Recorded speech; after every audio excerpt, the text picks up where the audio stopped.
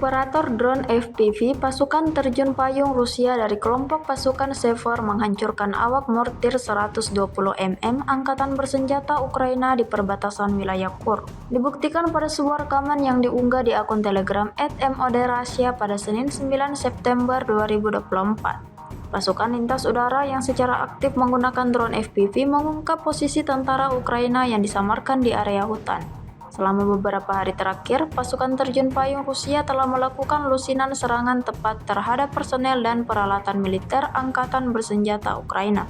Ledakan dahsyat terjadi berulang kali, titik pertahanan Ukraina lenyap tak tersisa. Hingga video ini beredar, beragam respon diberikan warganet.